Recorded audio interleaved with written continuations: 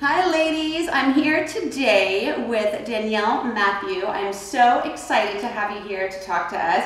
She is the author of The Empowered Child. She's a licensed marriage family therapist and an expert on bullying. Yes. So thank you so much for being with us today. Thank you for having me. Yes, of course, my pleasure. So October is Bully Awareness Month. Bully Awareness Month. And so we are going to talk to Danielle about what bullying looks like today, because it's very different from when we were growing up. Yes. And specifically an article that you just wrote for me that's going to be published in November about teen girls and what bullying looks like. So tell us, Yes. what does it look like?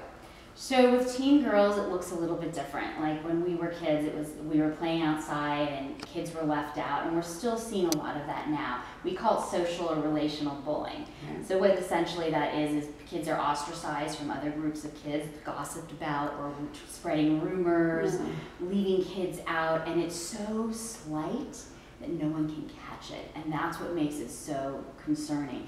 And kids sometimes think they're also very sly, because what they'll do is use a code name. That's the other thing that I see, and they think adults don't know what they're talking about when they use the code name. But it really is a type of bullying that is really impacting our girls today significantly. I have two teenage girls, and I see it, and I think one of the hardest components is social media and phones. Yes. And what are you seeing with that? So with the phones, it's a big thing, because it's like a connection to their social world, right? Because we're texting on there, we're talking to other kids on there, we're calling, right. We're talking on our different websites. And so it's really a big deal for girls, and to have those phones and have the social media site connections is how they communicate. That is our communication today. It is, absolutely. That's how we're doing it. Absolutely. And I'll have my daughters come home and say, so-and-so posted, and I wasn't included, and as a parent, what do you suggest, and how do you kind of deal with everything that's going on with these girls? You have a real serious heart-to-heart conversation with them. You talk with them. If you know that they're being bullied, in my book, The Empowered Child, we talk about the 3 E's, which is empathy, empowerment, and engagement. And we start with asking how they're feeling. Because really, with girls, we want to know what they're feeling. Absolutely. We don't want to tell them, oh, we think you must be so embarrassed or feel left out because you weren't able to come to this party. Right. And so we have to really talk to them and ask them how they're feeling. And that's our first step. So empathy. Empathy. Okay. And then we have what's called empowerment. Well, how do you want to handle things with the other girls at school? Are there other kids you can hang out with? Are there other clubs, groups you like to be with? Usually activities is a really good way to find other kids, because it's interests, right, that are common. Absolutely. Even as we think about as adults, we like to gravitate toward things others we enjoy doing, right?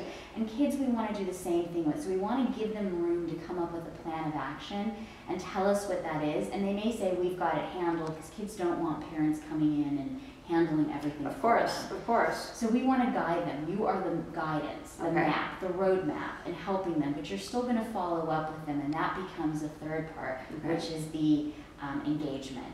What is the follow-up plan? How are we going to look and see how you're doing? Are you meeting new kids? Do you want to role play with me? Some ways if kids come up to you at school, or things they write stuff on the websites and social media sites. What does that look like? Right. And making sure we show our support, because that gives them more power right away. Absolutely. Because they're feeling so powerless. That's right. The 3 E's. I love that. I think that's great. And that's going to be in Danielle's article in November, so you should all read it and kind of keep it as a Bible. Your book, I am so excited to read. Yes. And thank you for a copy. It's amazing. And we're going to do another video, Danielle, next month on kind of social media, how to navigate as a parent, and how to take the reins.